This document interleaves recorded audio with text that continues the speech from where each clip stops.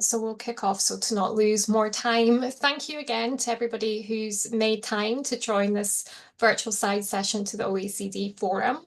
As I mentioned, I am Chloe Cranston, the head of thematic advocacy programs at Anti-Slavery International. So Anti-Slavery International is proudly a steering committee member of two global coalitions which work on state-imposed forced labor. The first is the Cotton Campaign, which was set up in the early 2000s to end state-imposed forced labor in the cotton industries in Uzbekistan and Turkmenistan. It unites Uzbek groups, Turkmen groups, human rights and labor rights organizations, trade unions, investors, and industry bodies. The second is the Coalition to End Forced Labor in the Uyghur Region, which is united to end state-imposed forced labor of Uyghurs and other Turkic and Muslim majority peoples in the Uyghur Region and broader China. Similarly, this coalition unites Uyghur groups, human rights and labor rights organizations, trade unions, and investors, and it is endorsed by over 400 groups from over 40 countries. I'm not going to go into any further detail about these two coalitions and what we do, as I'm so glad to be able to have representatives from both on this panel, and we'll hear shortly from them. This panel will, based on this experience from Turkmenistan and the Uyghur region, examine state-imposed forced labor in global apparel supply chains. And this discussion comes at a really critical time as we're seeing major shifts in the global corporate accountability and forced labor space. We have legislative developments in both the USA and the EU, with the Uyghur Forced Labor Prevention Act, the enforcement of the US Tariff Act, which includes the Withhold Release Order on products made in whole or in part with cotton from Turkmenistan, and in the EU, the adoption of the Corporate Sustainability Due Diligence Directive and the EU Forced Labor Regulation. We can also see progress towards stronger laws in Canada, Australia, and the United Kingdom. And this means it's increasingly becoming a legislative requirement for major companies to remove forced labor from supply chains. And with this progress, it is fundamental that the specificities of state-imposed forced labor are understood for corporates. Critically, state-imposed forced labor cannot be equated with privately imposed forced labor. State-imposed forced labor is enforced by the state. It tends to be widespread and systematic, and the root cause and is coupled with extreme repressions on basic fundamental freedoms like the freedom of association, freedom of expression, and the freedom of assembly. And the implications of these specificities means for companies and for due diligence approaches are significant. In other panels at the OECD Forum, I really hope that there's been discussions, for example, on enabling worker-led approaches to address forced labor and labor exploitation on the ground in affected contexts. Unfortunately, in state-imposed forced labor contexts, sadly, such discussions have no legitimacy due to the sad impossibility of due diligence on the ground. Our panelists are going to explain these complexities in much more detail through these examples of Turkmenistan and the Uyghur region. We will then hear from the Ethical Trading Initiative on their recommendations to business and how businesses have been responding to state-imposed forced labor. And finally, I'm so delighted that we're able to hear from Samira Rafaella, a former MEP and current visiting fellow at the Global Labour Institute in Cornell University, who led on the EU forced labour regulation, and who will share considerations on all of this through the lens of the forced labour regulation. And quickly, just before I pass on to our panelists, I want to share that in coming weeks, Anti-Slavery International will publish fact sheets with guidance for businesses on state-imposed forced labour and due diligence. So please watch out for these on our social media. I'm now going to pass over to our first panelist. Unfortunately, our first panelist was not actually able to join today in person or virtually in person, but we are so grateful that he has been able to send video remarks. This is Ruslan Myatiev, who is the Director and Chief Editor of Turkmen News. As well as independent reporting and investigations on Turkmenistan, Ruslan's organization has for years worked with a network of labor rights monitors to collect information on state-imposed forced labor in the Turkmen cotton harvest. We will now hear from him on how this forced labor system works. Thank you.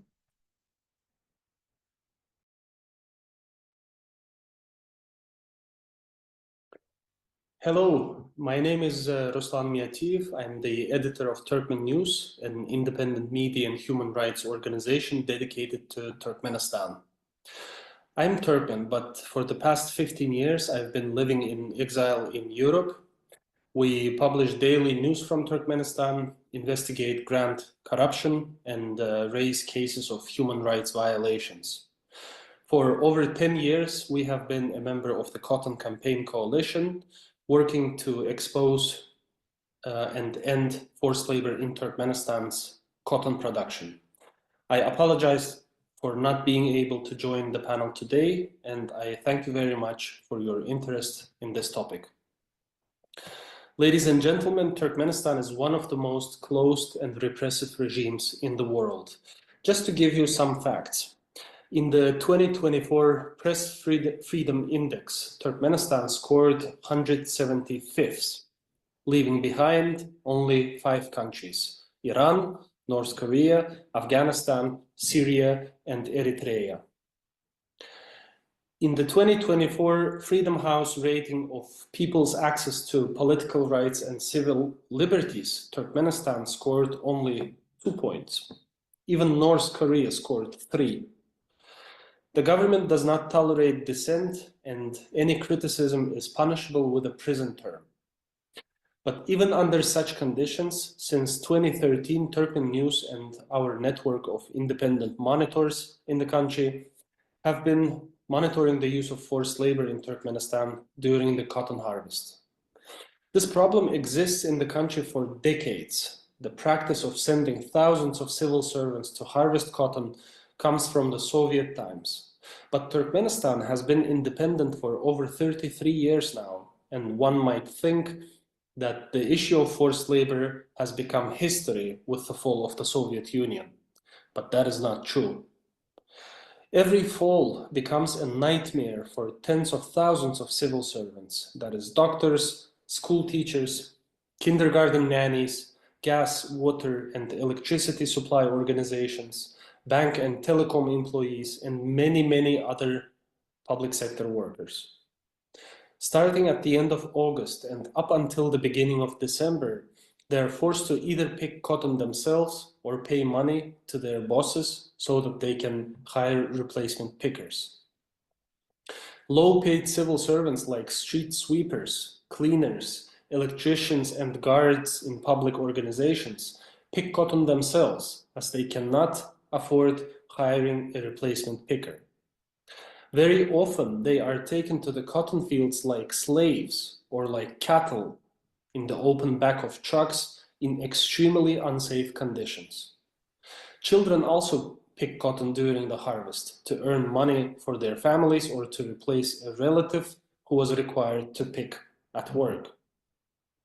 While the majority of pickers travel to the cotton fields for day shifts, leaving early in the morning and coming back late in the evening, there are people who are sent to the fields for long-term shifts, 10 days or 2 weeks.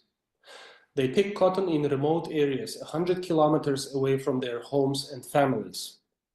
They sleep over in places that are not designated for lodging, usually on the floor in classrooms of village schools. They often need to secure their own food and drinking water, which isn't available in the rural areas of Turkmenistan.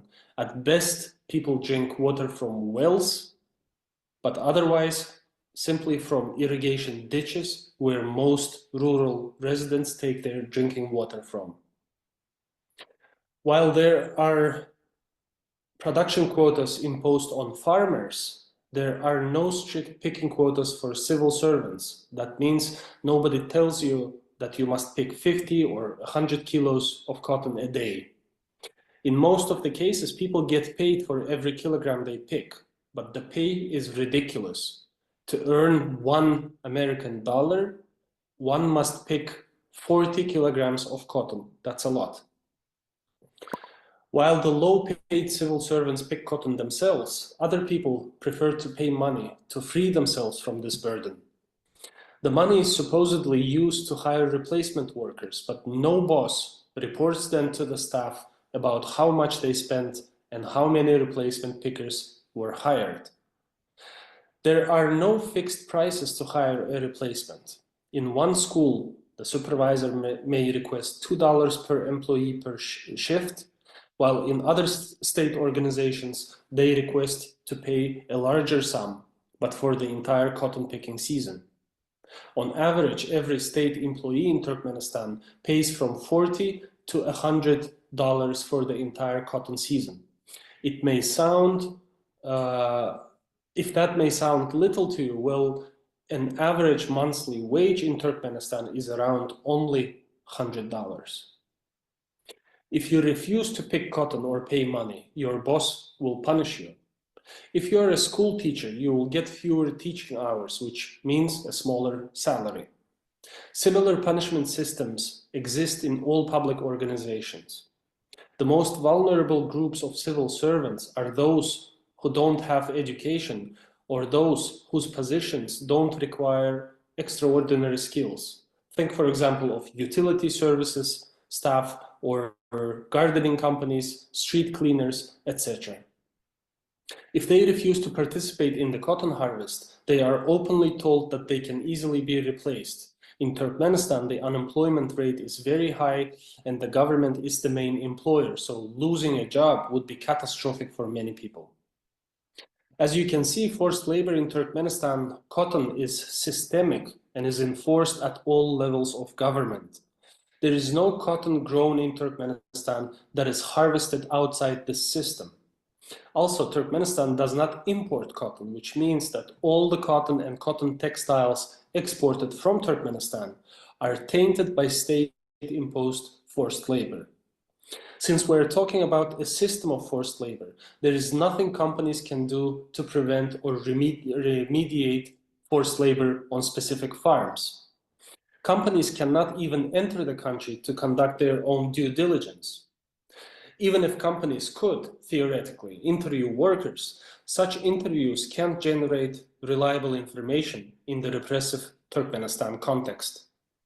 No worker can speak candidly to auditors or investigators about forced labor or other human rights violations without placing themselves and their families at risk of brutal retaliation. To give you an example, last year, for the second consecutive year, the Turkmen government allowed the International Labour Organization monitors to come and monitor the cotton harvest. In September, in one of the provinces of Turkmenistan, a group of workers were physically barred from meeting with the ILO monitoring mission. A group of medical workers were not allowed inside their village hospital because at that time the ILO monitoring mission was interviewing employees.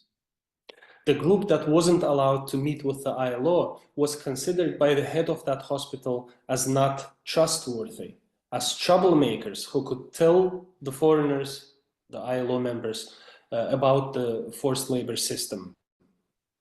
Once the mission delegation had left the premises of the hospital, the group of workers were allowed inside. Since 2013, we and our Turkmen civil society partners have called for a global boycott of Turkmen cotton.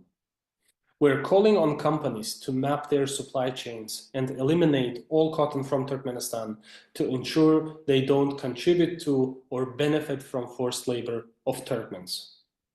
Only through sustained political and economic pressure will the Turkmen government end this egregious practice, and those of you watching our panel now have an important role to play.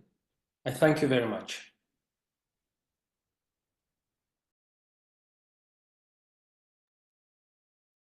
So Ruslan has laid out the realities of the situation on the ground for citizens of Turkmenistan and how every year they're forced into picking cotton from the fields. Ruslan's obviously, unfortunately, not going to be available to answer questions, but our next panelist would be very well able to answer questions on Turkmenistan as well. So I do encourage people to use the Q&A function. We'll have a Q&A at the end, and feel free right now to already start putting in questions, which we'll answer at the end. So I'll pass over then to Raluca Dumitrescu, who is Senior Coordinator of the Cotton Campaign, as mentioned, working on both Uzbekistan and Turkmenistan. So Raluca, following on from Ruslan's remarks, he's already explained how all Turkmen cotton is exported or products made with Turkmen cotton is exported. So could you elaborate upon further how Turkmen cotton is entering global supply chains and what brands should be doing to address this? Hi, thanks, Chloe. Of course, thanks for the introduction, and thank you all watching for your interest in Turkmenistan and in the Uyghur region. So to give a an answer to Chloe's very important questions. I have here a few slides I'd like to share with you, and we can already move to the first one. Ruslan already gave an overview of how the forced labor system in Turkmenistan is structured. Now the question is, why is this relevant for us, right? Like, how does the cotton sector really impact us when we talk from the perspective of global supply chains? And here I put a brief overview of what Turkmenistan does and how it positions itself in the global supply chain. I would say that it produces quite a lot of cotton for such a small country. So, depending on data released by ICAC, every year, Turkmenistan ranges somewhere between the 10th or the 13th cotton producer in the world. Turkmenistan doesn't import cotton.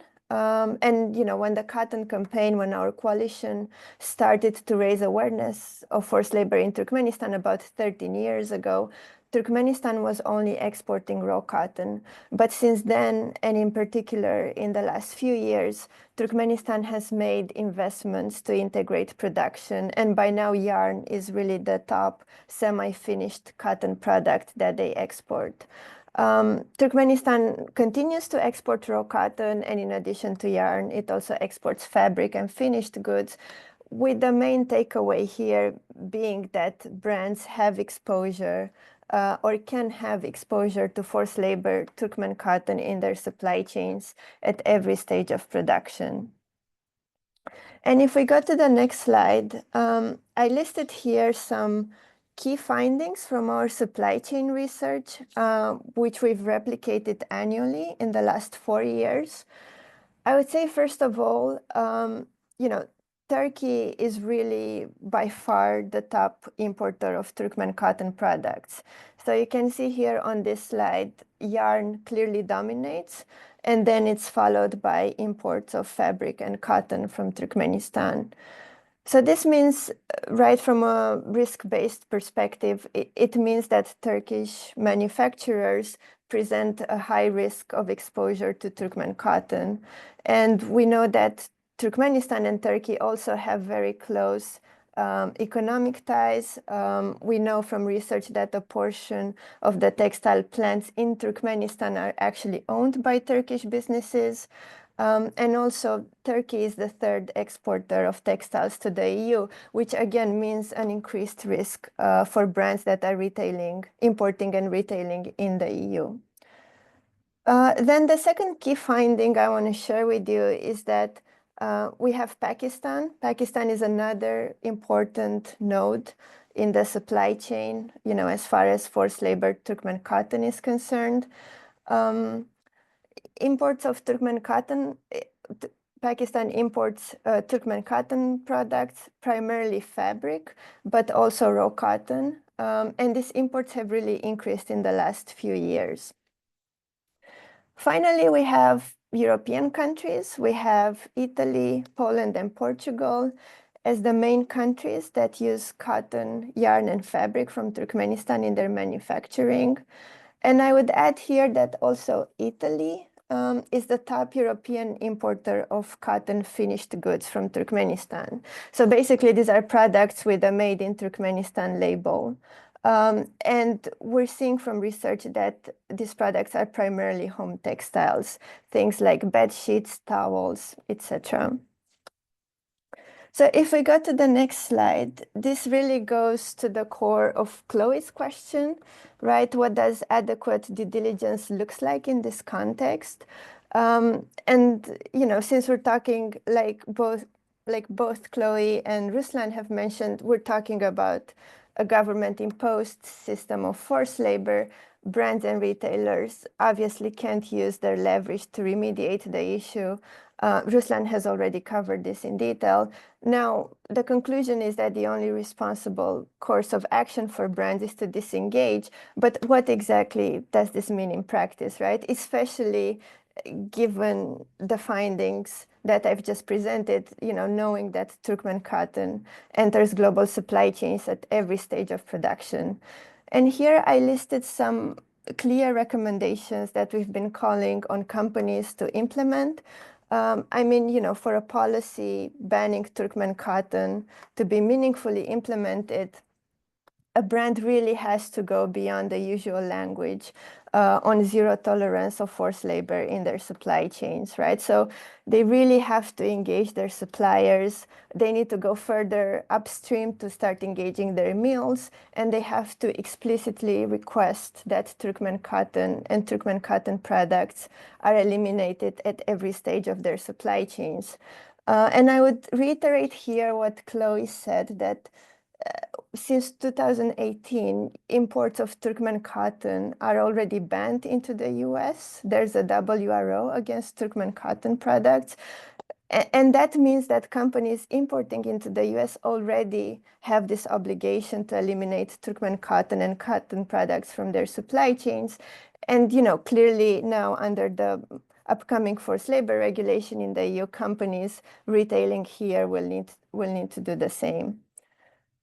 And moving to the next slide, I also wanted, I know we don't have much time left, but I also wanted to bring this piece of work to your attention, you know, especially as I know that we have on our call today investors, we have business associations and other actors that engage in supply chains in ways other than specifically on sourcing.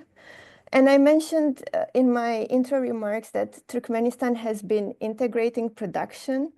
And we know that they're not doing that by themselves. So, for example, European machine manufacturers, in particular Italian and German machine manufacturers, have played a role in helping the Turkmen textile sector develop. And there have been quite a few business events, I would say, both in Europe and in Turkmenistan in the last few years to encourage such investments in the Turkmen textile sector. The Italian Textile Machinery Manufacturers Association reported themselves that in 2023, its members sold 13 million worth of textile machinery to Turkmen entities.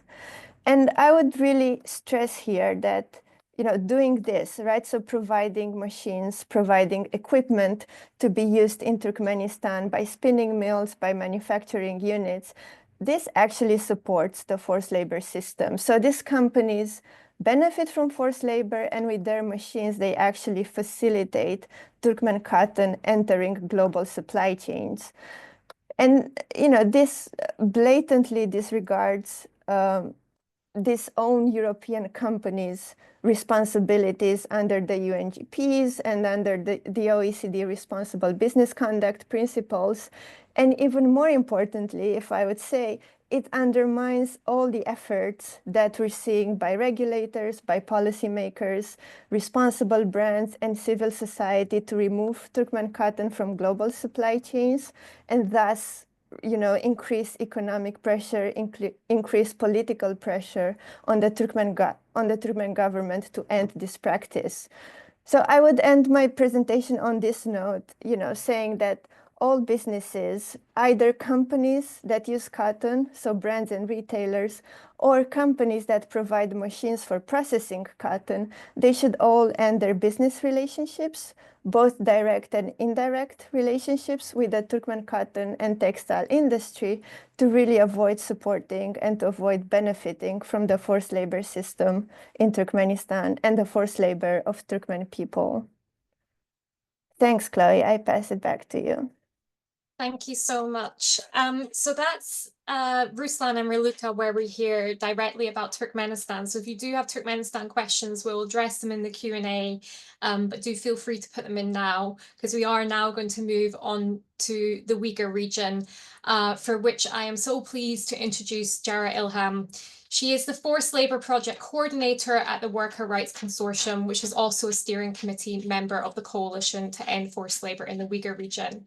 So Jewher, could you please describe the situation of state-imposed forced labour in the Uyghur region? What has and what is happening, and what are the implications for the fashion sector due to this? Thank you. Thank you, Chloe. Salam, everyone. The government of China has been perpetrating human rights abuses on a massive scale, targeting the Uyghur population and other Turkic and Muslim majority peoples on the basis of their ethnic and religious identity over several years. And these abuses include arbitrary mass detention of an estimated range of 1 to 1.8 million people and a program to cleanse ethnic groups of their extremist thoughts through eradication and forced labor. This involves multiple forms of involuntary labor at workplaces across the Uyghur region and even in other parts of China as well. There is a substantive body of evidence showing that the Chinese government is subjecting these people to state-imposed forced labor as part of its program of so-called poverty alleviation, vocational training, re-education through labor, and de-extremification focused on diluting or eliminating Uyghur culture and religious practices. The Chinese authorities say that all employment is voluntary and that work transfers help free rural families from poverty by giving them steady wages, skills, and Chinese language trainings. However, the government policy mandates that all people of working age must be assigned some form of work as part of the official poverty alleviation campaign. Work placements rarely take into account a person's own interests or skill set, and are purely designed to meet the economic and political interests of the government. And rejecting those work placements could subject to the workers into different forms of detentions. I have spoken with refugees who shared their own stories of forced labor and other state-imposed human rights abuses. Forcibly transfer workers are unable to refuse their work placement. Their identification documents are withheld, and they're unable to quit when they wish or return home freely due to risk of punishment. And they're paid below the minimum wage or even sometimes unpaid after food, transportation, and housing expenses are deducted from their wages. After work, they're required to undergo ideological studies consisting of Chinese language training, reciting Chinese Communist Party lines, and memorizing Chinese patriotic songs. Uyghur forced labor is woven into the fabric of numerous global supply chains. Researchers have linked Uyghur forced labor to the supply chain of at least 17 industries, including fashion and beauty and food and herbs, electronics, solar panels, auto and mining, especially minerals like gold, copper, and nickels that are often used in fashion accessories. In situations of state-imposed forced labor, where widespread, systemic, egregious human rights violations are committed by state actors, and while the entire region is placed in a vice grip of repression, surveillance, and terror, it is a practical impossibility for a business to undertake credible due diligence on the ground. Just as Ruslan shared earlier about forced labor in Turkmenistan, this is because it's not possible for a worker to speak candidly to an independent investigator without fear of retaliation or reprisal. Many auditors, in fact, have stopped conducting audits in the Uyghur region, pointing to the extreme surveillance, including the use of facial recognition and the tracking of both physical and digital movements of the auditors. Employees of auditing firms have even been arrested by local officials before setting foot in a factory. Under such circumstances, the certificates issued by any firm still auditing in the region cannot be trusted and must not be considered valid. Overall, 1 in 5 cotton garments, which is about 25% of the global cotton output, 10% of PVC plastic building materials, 10% of aluminum, over 10% of lithium batteries, and 35% of the polysilicon for solar panels are sourced from the Uyghur region. And considering how Uyghur forced labor has been woven into the fabric of numerous global supply chains, and the lack of credibility for supply chain due diligence tools, companies must immediately exit the region. The US has adopted a law banning imports from the region, barring proof of the absence of forced labor, and it is time for more governments to follow suit. The Chinese government has also been transporting Uyghurs and other Turkic and Muslim majority peoples to other parts of China like Shanghai, Beijing, and Shandong, where they're put to work in export-oriented factories under conditions that strongly indicate forced labor. Recent research indicates the coercive labor transfer schemes have been expanding, and in particular to workplaces and facilities outside the Uyghur region. According to recent research findings, at least 3 million people have been transferred out of their homes from the Uyghur region through labor transfer programs. Just like in any country that forbids independent unions and harshly restricts civil society activism, it is very, very challenging to conduct due diligence in factories that may be receiving forcibly transferred workers, while ensuring that workers can safely describe their own experiences without risking retaliation and harassment for speaking with an auditor. Since the Uyghur Forced Labor Prevention Act requires importers to cease relationships with suppliers using transferred labor, and brands importing high-risk products from China should be examining their audit systems very carefully to make sure they're robust enough to detect that suppliers are not using transferred Uyghur labor. At the Worker Rights Consortium, when labor rights violations are documented, typically we recommend the corporations to stay with their subcontractors and use their leverage to improve working conditions and remedy for worker rights violations. However, remediation is not possible for individual workers when forced labor is carried out by the state, and companies are not able to affect what happens to Uyghur workers if they're transferred away from a facility. System level change is the only solution to addressing Uyghur forced labor. Each time that a company exits the Uyghur region, this contributes to economic pressure. And together, the cumulative actions of companies sends a message to the Chinese government that international buyers will not tolerate the repression. And such disengagement is also the only way for an importer to ensure that its products are free of forced labor. It is also very important to understand that in the Uyghur region, in the Uyghur region state-imposed forced labor, it intersects with and reinforces other egregious human rights violations, including a vast campaign of arbitrary detention, forced family separation, political indoctrination, gender-based violence and harassment, and one of the most pervasive regimes of mass surveillance ever imposed. By continuing to source from the Uyghur region, international brands and retailers are complicit in these abuses. But by contrast, withdrawing their businesses cuts off export earnings that the state relies upon. As a Uyghur, which I didn't share in the beginning, as a Uyghur with multiple family members who have been directly impacted by the Chinese government's repressive policies over the last few years, this issue is deeply personal to me. And hopefully, with ongoing robust enforcement of the UFLPA, the Uyghur Forced Labor Prevention Act, less Uyghur and Turkic people in China will be in forced labor conditions.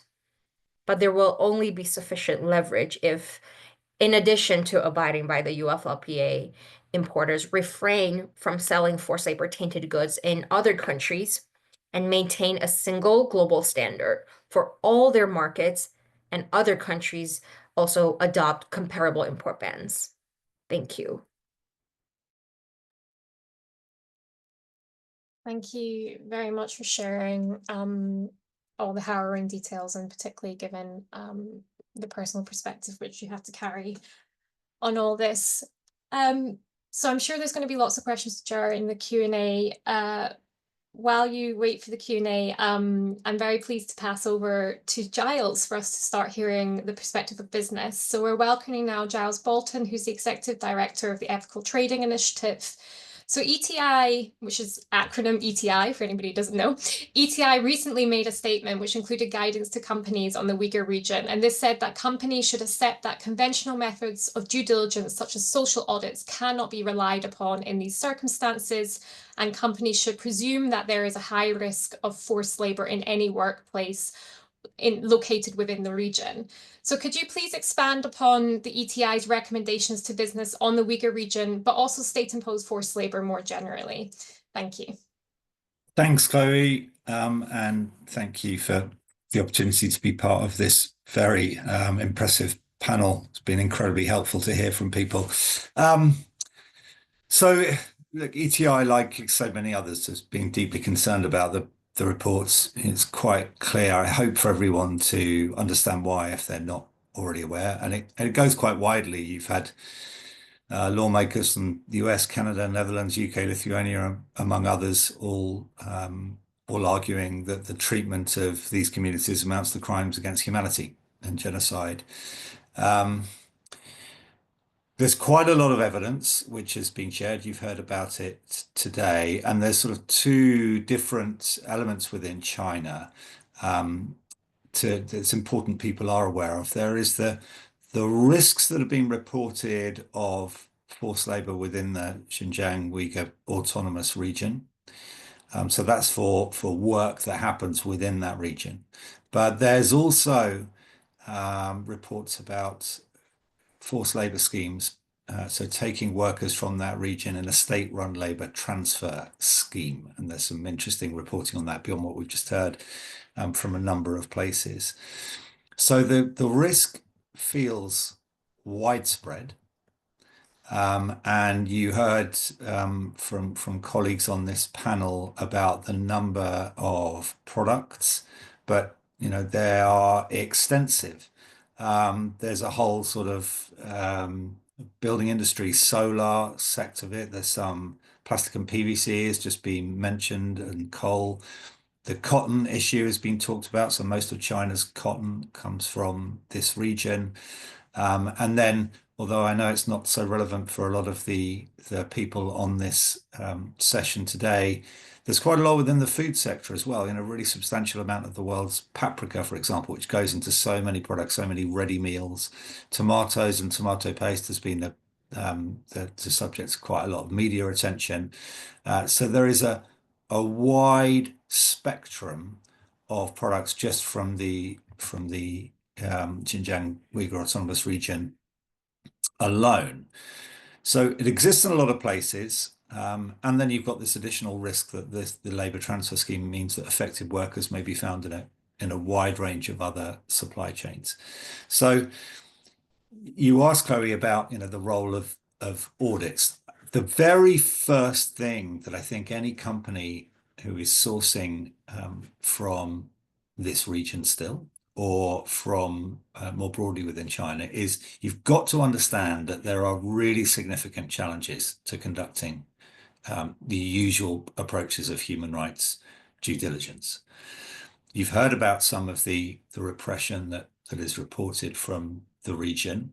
That includes auditors. So independent auditors who companies might rely on partly for their risk assessment process absolutely may not be able to access the region freely, but they absolutely won't necessarily be able to report everything they see. And of course, as I think everyone should be familiar with from many other circumstances of forced labor, even when it's not state organized, if you're in a position of that kind of exploitation, it's very unlikely you're going to go and talk to some person you don't know who's walked into a factory one day, whether they're from a brand or they're from an independent audit company.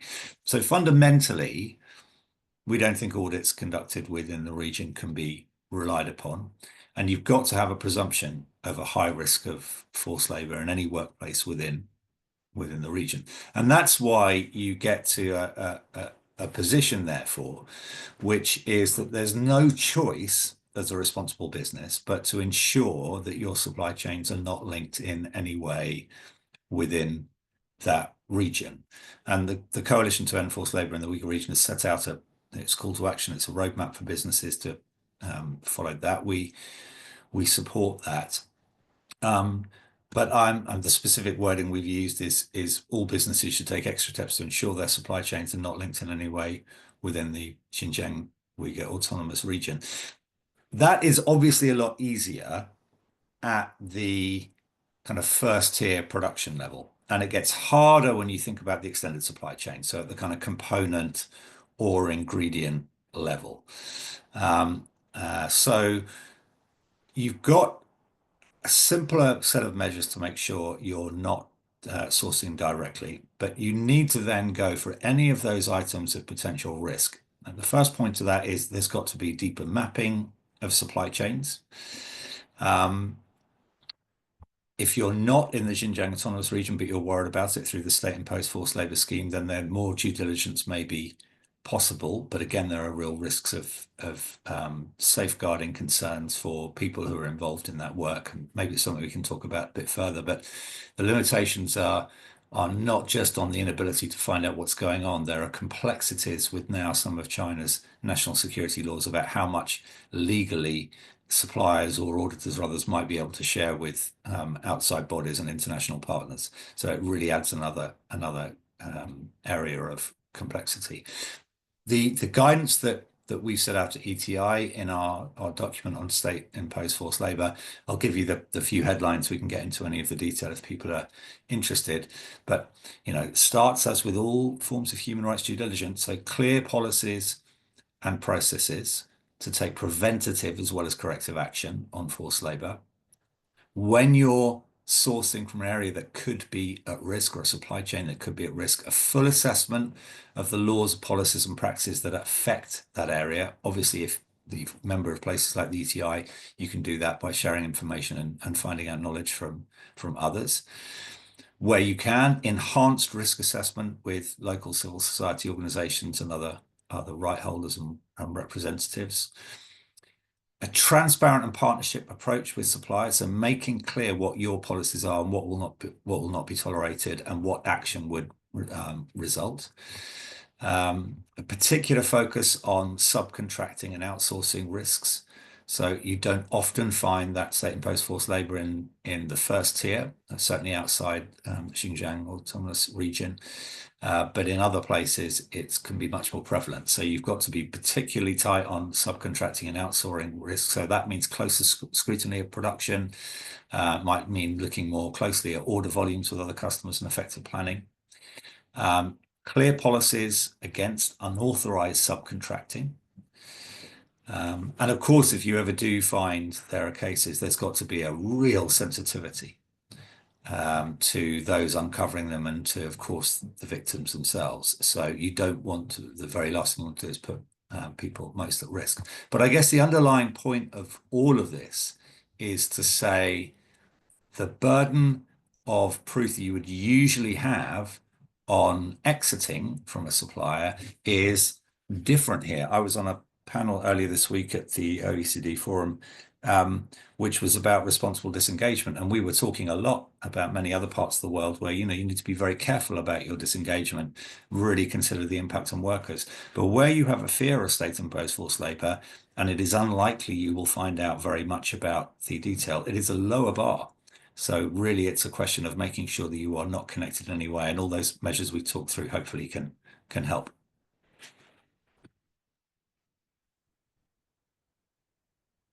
Thank you very much, Giles, particularly on that last point of being clear what responsible disengagement means in terms of Uyghur forced labour, which in Anti-Slavery International's view at least means disengagement. So last but by no very means least, given her incredibly important role in driving forward hugely important legislation, I'm so extremely pleased to welcome to our panel Samira Rafaella, who is a former MEP and now current visiting fellow at Cornell University. So Samira, as mentioned, you took a leading role in the development of the EU forced labour regulation. So could you please briefly introduce the regulation, what its scope is, and when it will come into force? Thank you very much, Chloe, and thank you for the invitation. Indeed, I had the privilege and the honor to work back then as the rapporteur and the lead negotiator on the forced labor regulation.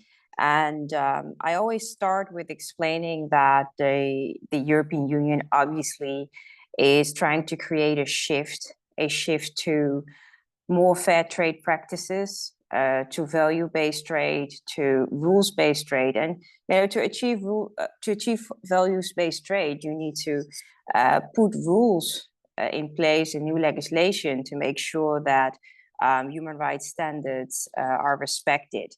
So the forced labor regulation is absolutely part of that, well, bigger story. The forced labor regulation has been introduced because obviously we have a serious problem with forced labor. If you take into account the ILO estimates, so 27.6, almost 28 million people are a victim of forced labor worldwide. And part of the negotiations of the forced labor regulation, of course, was state-imposed forced labor, significantly part of these interinstitutional negotiations. So with the forced labor regulation, we introduce an instrument in the European Union to ban products that are made by forced labor. So yes, also including state-imposed forced labor. And I think what is unique about the forced labor regulation is that it's import-based, export-based as well. So within the European Union, outside the European Union. And it's a product-based approach. It's a risk-based approach. So it focuses solely on the product. And an investigation can be started, actually can be triggered based on complaints, information, and sources that competent authorities can use to start an investigation on these products. And you can imagine that this can cause a lot of financial loss and also reputational risk to economic operators, to the companies actually. And what is the heart of this forced labor regulation, I always say, is the database. So the database is a very significant element, part of this forced labor regulation, in which information will come about the risks of forced labor, including geographic areas that will be identified. And this is where also the discussion of state-imposed forced labor comes in, but also on high-risk products, on high-risk sectors, and specifically also on the risks of state-imposed forced labor.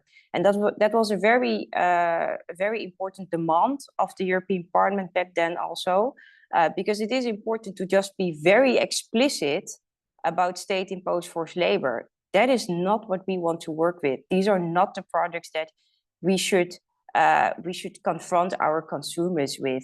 So what the European Commission is doing now is that they are working very hard on the guidance, on the guidelines for economic operators to make sure that companies can prepare and start for the implementation of this forced labor regulation.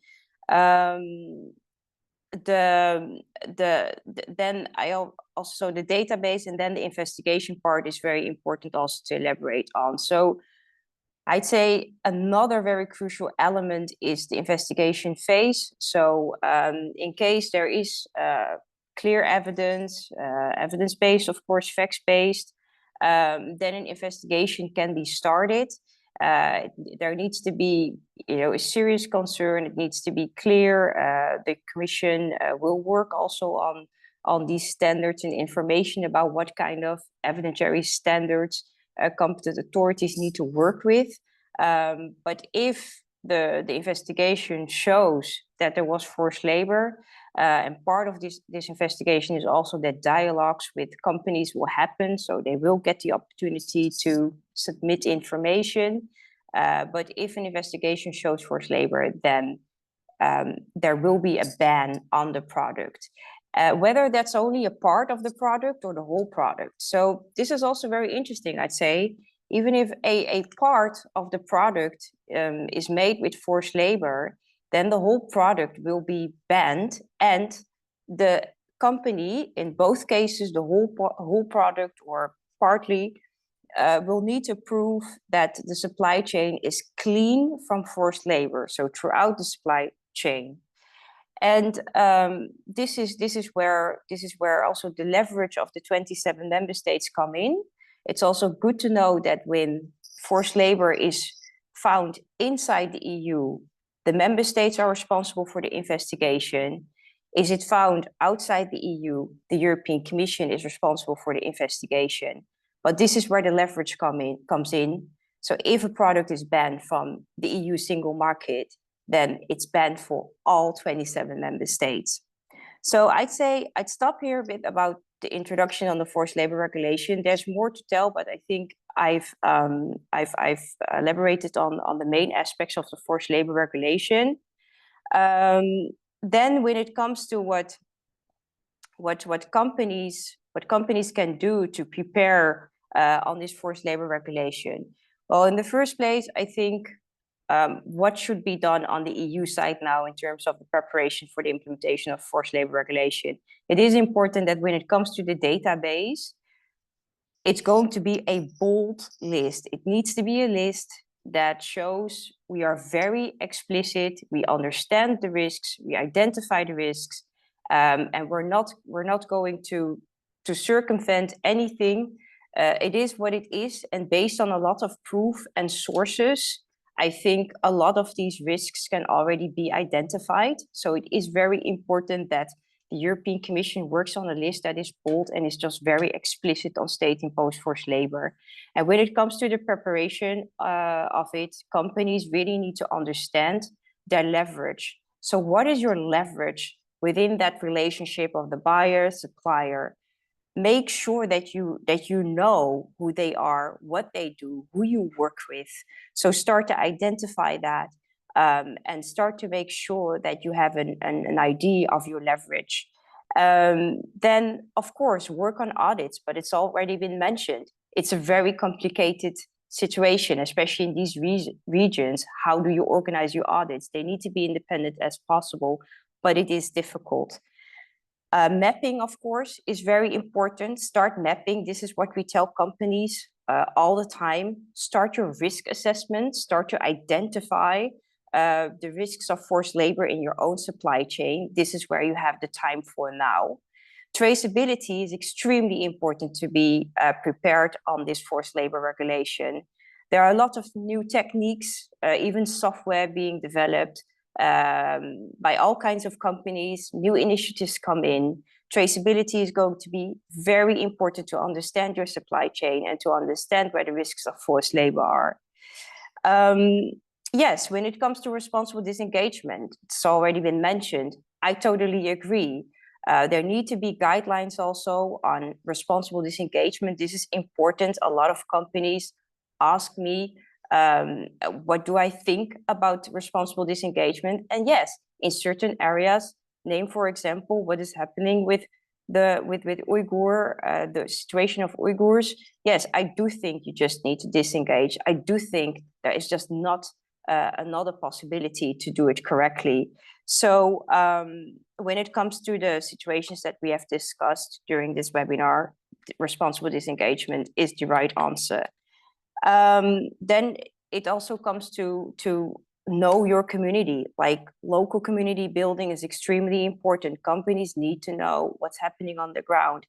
They do need to engage more in stakeholders engagement. You do need to organize your stakeholders engagement because it's through stakeholders engagements where you get a lot of intelligence also on what is happening on the ground. Then lastly, on the longer term, it is about working on long, strong, trustworthy relationships throughout the supply chain, and especially between the buyer and suppliers. This is a relationship that is very important to work on, to understand what is going on, and to have the frequent and very structural dialogues also on how to prevent it. I hope that more countries, more politicians, more legislators will follow with comparable proposals and legislation, so that we can also be stronger on the global stage to fight forced labor.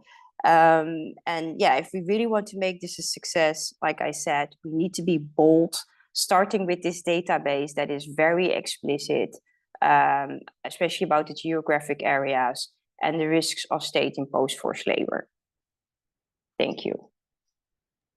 Great, thank you, Samira, for laying out with such detail the regulation.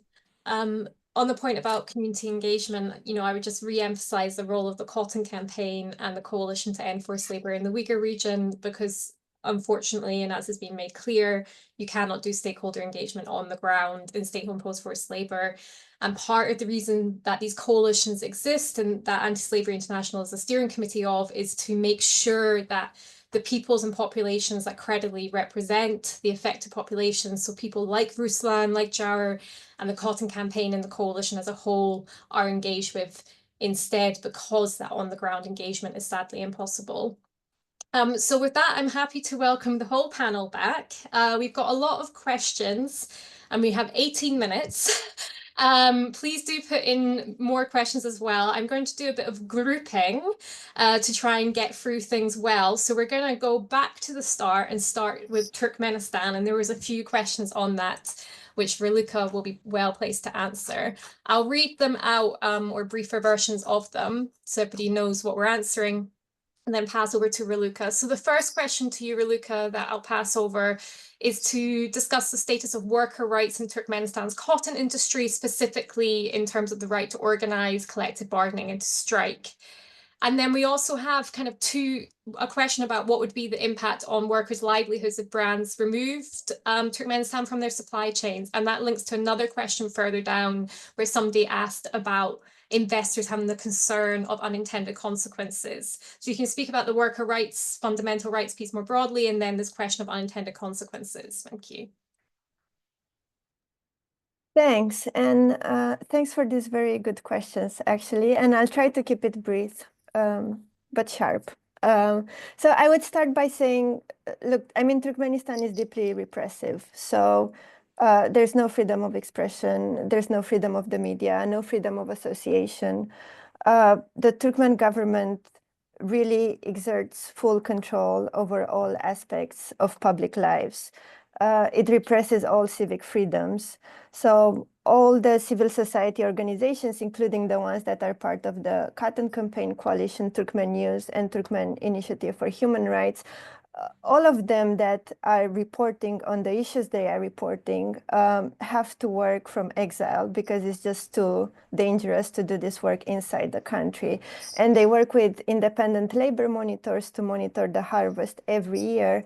And these people provide evidence, of the forced labor conditions at huge personal risk. And I will share with you in the chat, there has actually been a very recent investigation that came out from Forbidden Stories organization that honors a journalist and an independent monitor, a Turkmen journalist that died recently, last year, after years of persecution by the Turkmen authorities for reporting on rights violations in Turkmenistan, including on forced labor in cotton.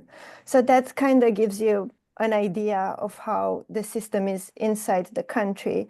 And our coalition partners, so Ruslan that you've seen, and others have called for this boycott of Turkmen cotton across the board. This boycott has been supported by other Turkmen groups working from exile. I would say that cutting Turkmen cotton from supply chains doesn't impact the workers. The workers actually want it. So the people that are in forced labor in Turkmenistan want for this system to end, and they want for everybody outside the country to put pressure on the Turkmen government to end this system. So these workers, who's in forced labor, right? It's people that are teachers, they're doctors, they're cultural workers, they're people working in the public sector. They are sent every year in the fields to pick cotton or to pay for replacement pickers. So they either pick or they're extorted money. They would not pick cotton, they would rather be at work, they would be teaching, they would be, providing healthcare, etc., and they would not be paying for replacement pickers. They really don't want that. And the Turkmen government really maintains total control of the cotton production system. So first of all, it imposes cotton production quotas on farmers. You know, farmers are, most of them are living in poverty. They have to grow this cotton under threat of penalty. It costs them more to grow the cotton than the government pays for the cotton at the end of the harvest. The government is the only entity buying and selling cotton, is the only one keeping the profits. So this money really doesn't trigger down at other levels of society. So, you know, in terms of unintended consequences, I would say that cutting Turkmen cotton from supply chains will only increase economic pressure on Turkmenistan. And this, in combination with the joint messaging that state-imposed forced labor is unacceptable, should increase enough pressure to prompt a change. And I think this goes back to one of the earlier questions. Someone was asking, what more could governments do besides introducing regulation on supply chains? And I think this goes to the core of that. I mean, besides regulation, politicians and policymakers, you know, business associations, MSIs, everybody should join forces to put pressure on the Turkmen government. We need political engagement. We need them to tell the Turkmens that forced labor is unacceptable. There is no space for this in the global economy. And I would say that we know this works. I mean, this theory of change works. We've seen it in Uzbekistan. Uzbekistan was a place where the government also used state-imposed forced labor for a very long time. And actually in 2021, we've seen the elimination of that system precisely because of sustained and continued pressure from all sides. So not just civil society, but everybody else around it. I hope that answers a combination of the 3 or 4 questions. Great, thank you so So much, Raluca. We'll pass on to Jewher now about some of the Uyghur region specific questions. So there's a question which you've already answered in writing, which was about the labor transfers from the Uyghur region to elsewhere in China, and whether it needs to be understood whether any industry anywhere in countries, whether they are risk-free or not. And you answered that you didn't think that any one industry can be considered 100% risk-free, given that workers participating in labor transfer programs can be working in any industry. There was a follow-up question to this, which I'll then ask you, which is regarding this risk levels across China, which is, do you think auditing efforts in facilities outside of the Uyghur region are credible and reliable? As well, I was just wondering if you would be interested in touching on some of what Raluca was saying, but from the Uyghur perspective about unintended consequence questions. And I think that also links to a question that which just came in about, are there no preventative measures? So over to you about auditing and prevention/consequences. Thanks, Chloe. I will first address the unintended consequences question. So I think it's, first of all, it's quite important to listen to refugees and civil societies in the diaspora, as it is very difficult to have direct access to impacted communities currently living in the Uyghur region. And there has been a wide call for Uyghurs around the world calling for disengagement from the region. So now businesses have to contend with the fact of forced labor in their supply chains. And these are businesses with zero tolerance for forced labor written into their codes of conduct, and who are also selling in markets that can that ban products made with forced labor. So this should not be a tough question for businesses. They must disengage now from the Uyghur region. Any company asking about unintended consequences must be looking for an excuse to keep maximizing their profits on the back of people in conditions of forced labor.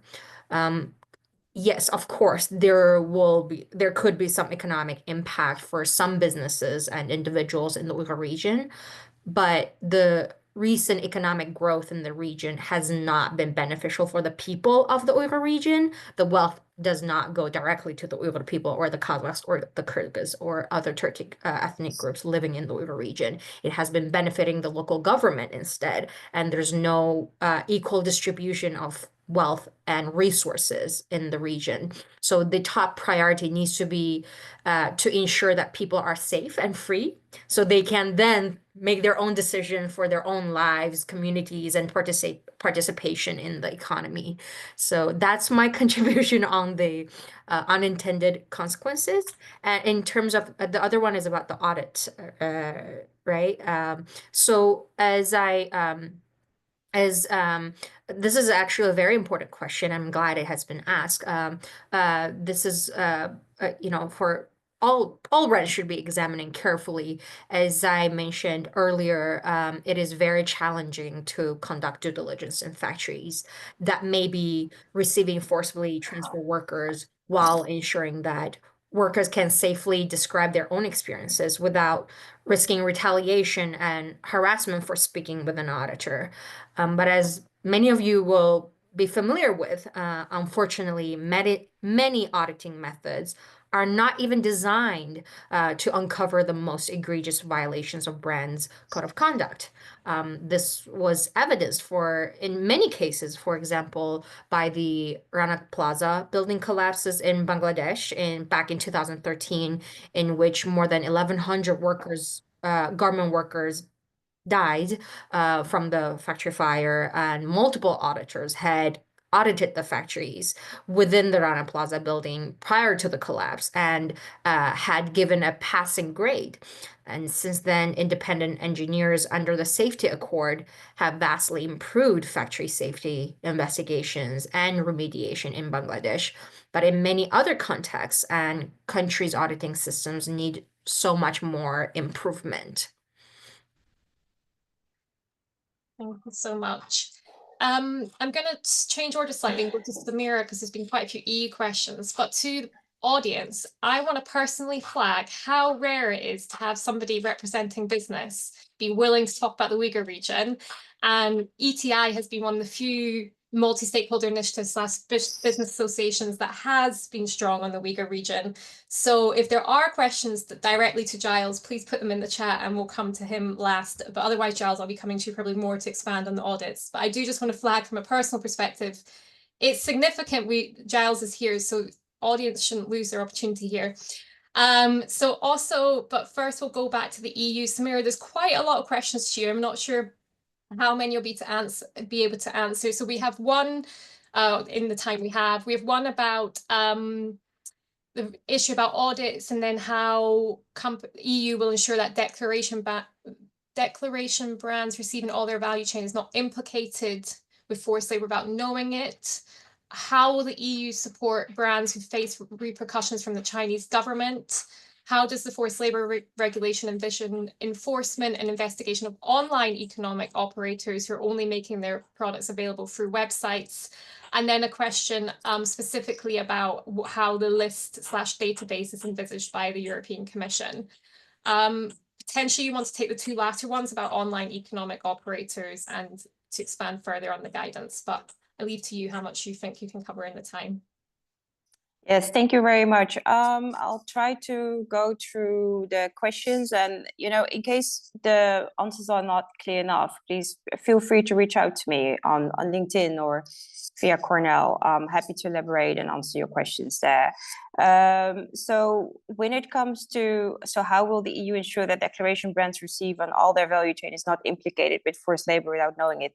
Yes, I mean, first of all, it really starts with preparing very well now from the company side. And this is what I've mentioned before: invest in mapping, invest in traceability.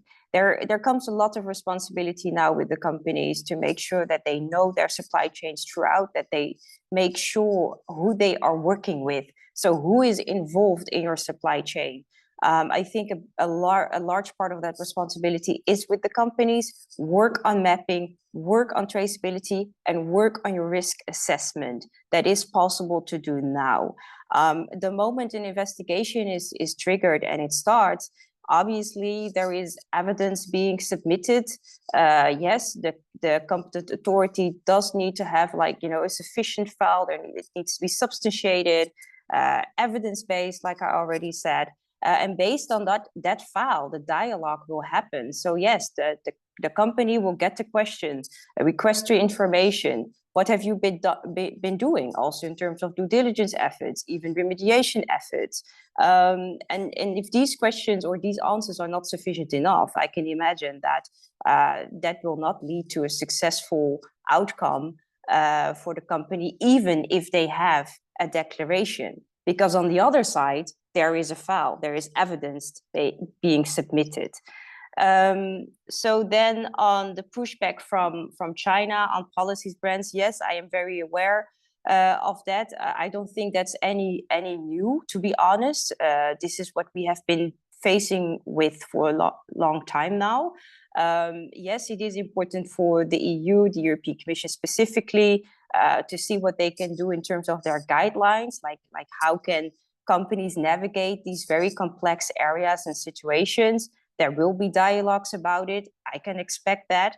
But yes, what we already been saying throughout this panel, responsible disengagement. Disengagement is the only answer, I'd say, if you are being faced with these kind of governments, and especially when it comes to the situation of Uyghur people, I think we can agree disengagement is the answer.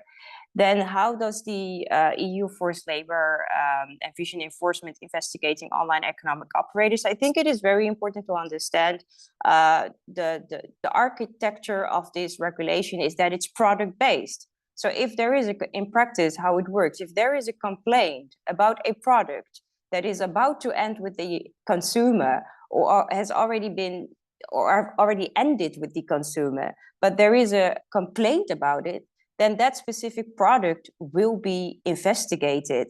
And then it needs to be sure, then we need to make sure that that product is not ending with the consumer anymore, whether that's, buying it in a supermarket or online. It's really about the product not ending with the end user, so the consumer.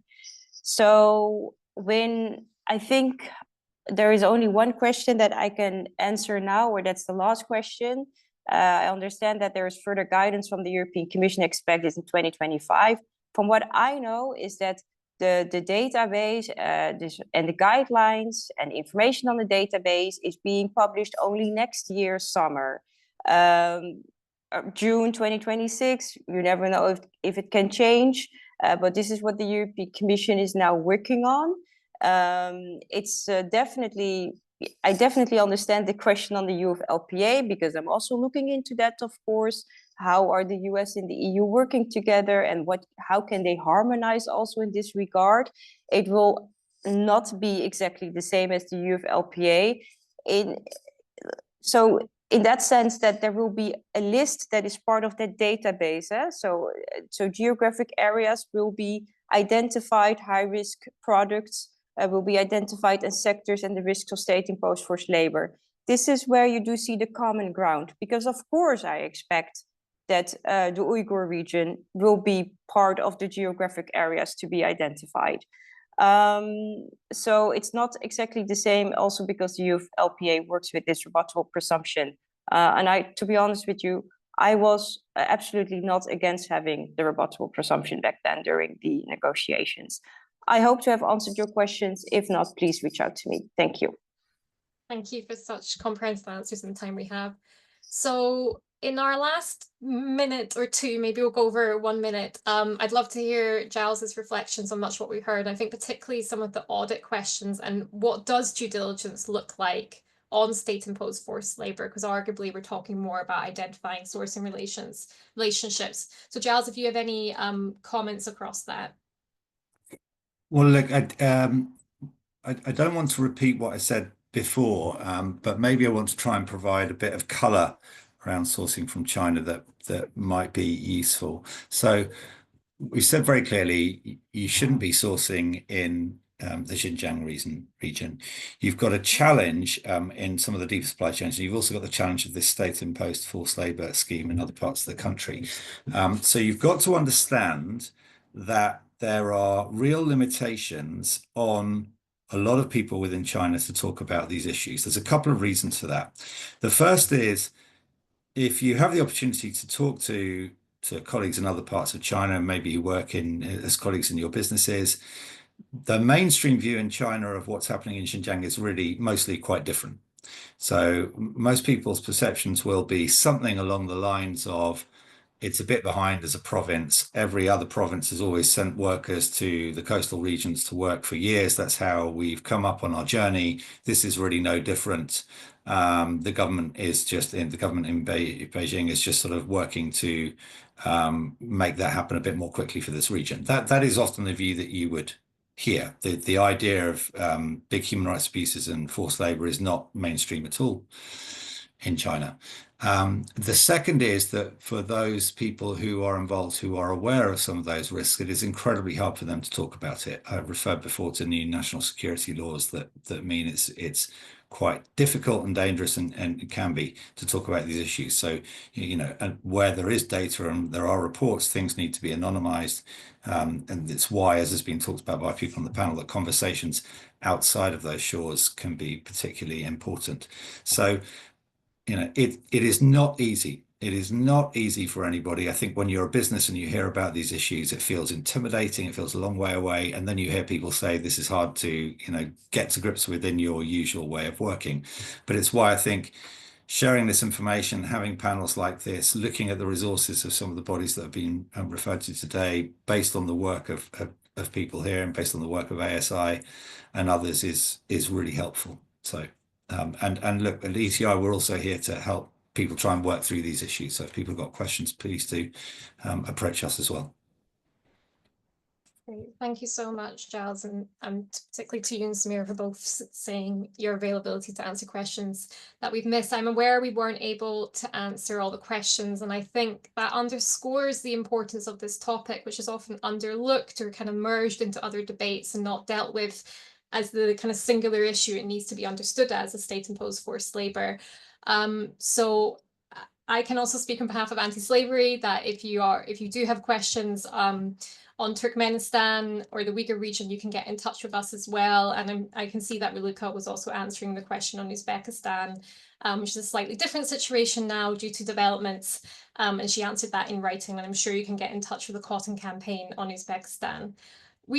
People have really stuck on into this event, despite us going a little bit over time. So thank you so much for that. And thank you so much to all our panelists. That includes Ruslan, Myatiev, who was unfortunately unable to join in person, Raluca, Jewher, Samira, and Giles. Thank you so much for taking the time. And thank you everybody for joining. We'll close up now. Thank you. Thank you. Bye. Bye. Thank you, everyone. Thank you very much. Goodbye.